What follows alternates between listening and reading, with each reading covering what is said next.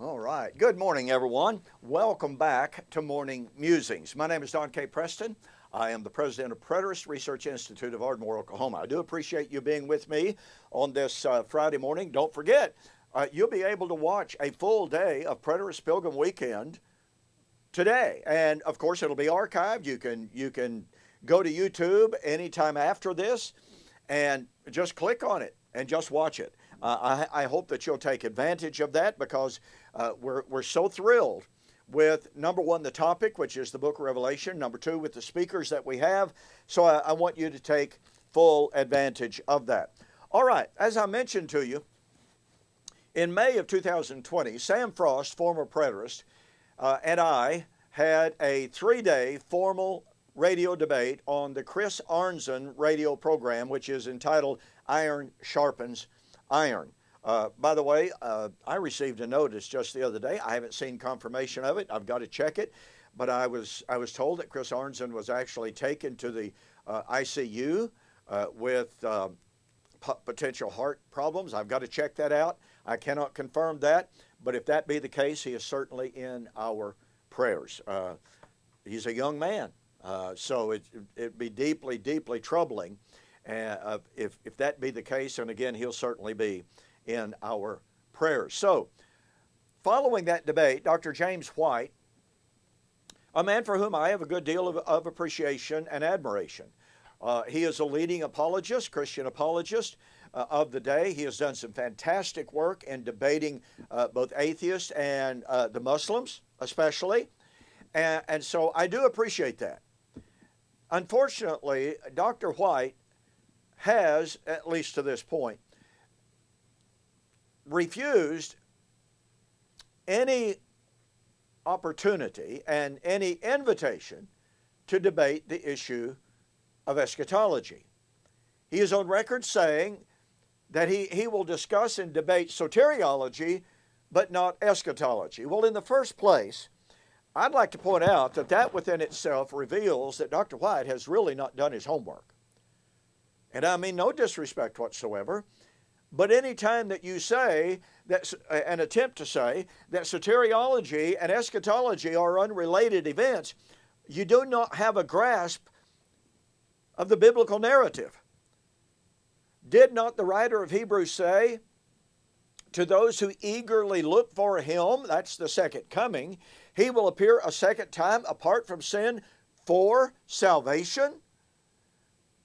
Does not 1 Peter chapter 1, 9 and following talk about the fact that those saints were in the process of receiving the end goal of their faith, that is the salvation of their soul, as they were waiting for the revelation of Jesus Christ, who was ready to be revealed? Revelation chapter 18 and 19 depicts the coming of the Lord in the judgment of Babylon, and it says, and now salvation, honor, and glory of our God has come. Listen, folks, there is an unbreakable bond, an interrelationship between soteriology and eschatology. You cannot sever them from one another.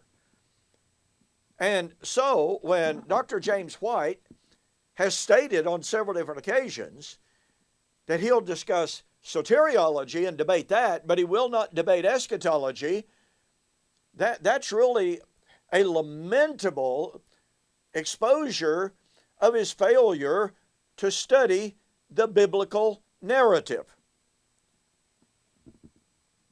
He needs to debate eschatology, if nothing else, to debate the relationship between soteriology and eschatology. And I'll more than happily debate that.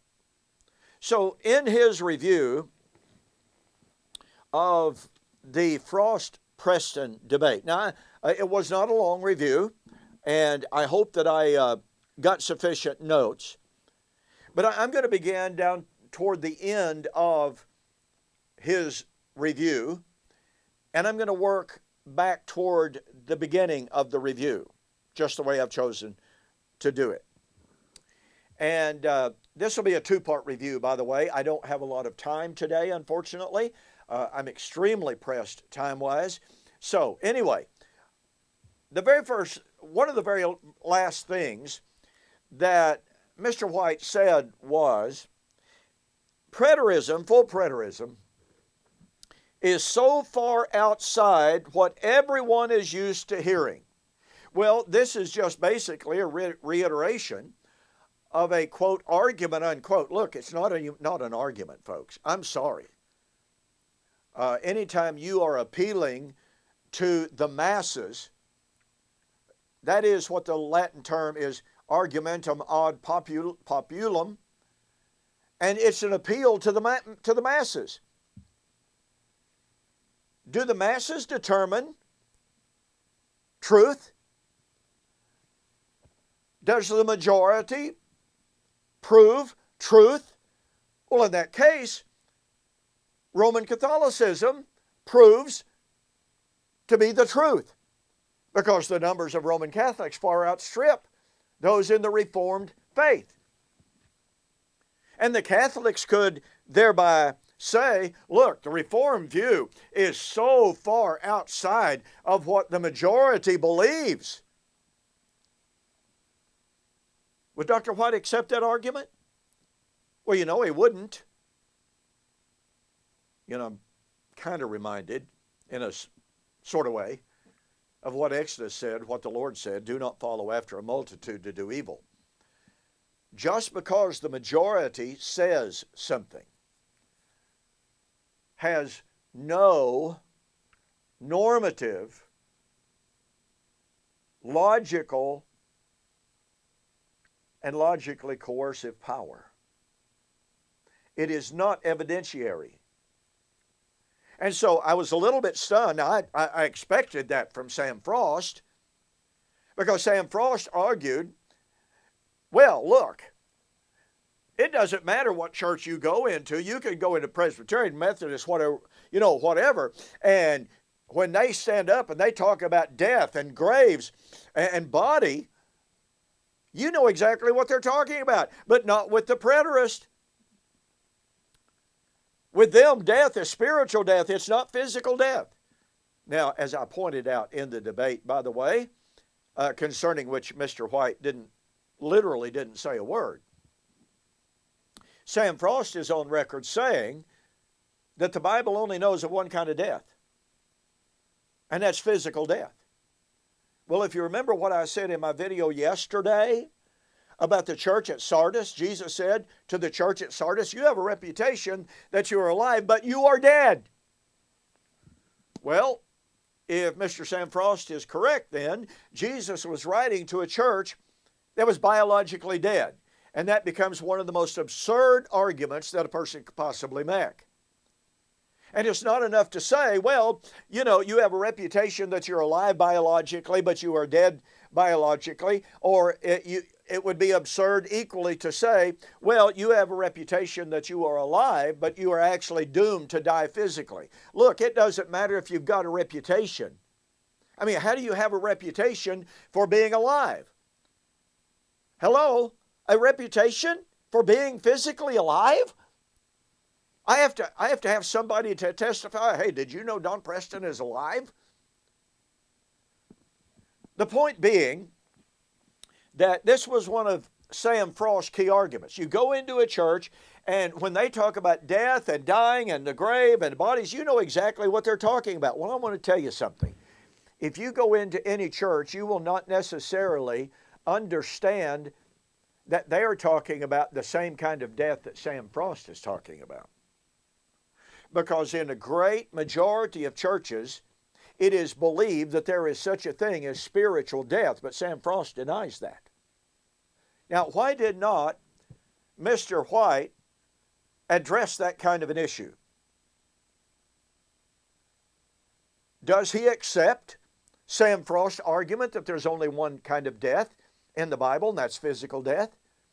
I don't believe you would find Mr. White concurring with that rather absurd argument.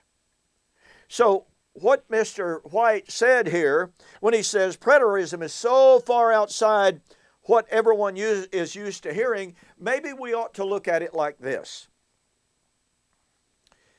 When Martin Luther was on trial, And Johann Eck was accusing him. And when Prince Charles spoke, Prince Charles said, if this one singular man is to be believed, then that means that 1,000 years of church history and more is wrong. It means that all of the creeds, all of the councils are wrong. If this one man is right, the whole church that has stood for 1,000 years and more has been wrong. In other words, Prince Charles and Johann Eck were just simply saying, well, if Martin Luther is so far outside of what everyone is used to hearing. That's what Johann Eck and Prince Charles were essentially saying. Is that a valid argument? Would James White accept that? It is so far outside of being a solid argument against preterism to say preterism is so far outside what everyone is used to hearing. That is no argument, ladies and gentlemen. That has no evidentiary, logically persuasive force to it. I mean, after all, if you want to just go back in history, well, you know, Christopher Columbus guy, he thinks the earth is a globe, but I mean, that's so far outside of what everybody else believes. I mean, that's ridiculous.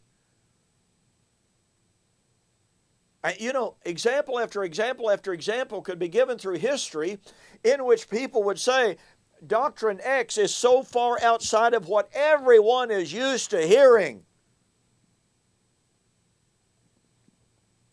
And by the way, Dr. James White is on record as stating, anytime we take our stand strictly on what others have said and what history has said, we are at that moment in deep trouble. Really? Perhaps it's time for Dr. James White to take a look at his own statements about the value and about the authority of what, quote, everyone has been saying. Okay. I'm going to let that stand for today. I just want to point out that an argumentum ad populum is not a valid argument. Look, Dr. White would not accept that in a debate. Never. Because it's an invalid argument. Okay, that's all the time I have time for this morning. As I said, I'm very, very pressed on time today. So thank you for joining me. Be sure to join me next Monday when I discuss the relationship between Revelation 3 and 1 Thessalonians chapter 5. Hope you'll do your homework. In the meantime, please be safe. Have a fantastic weekend. See you on Monday.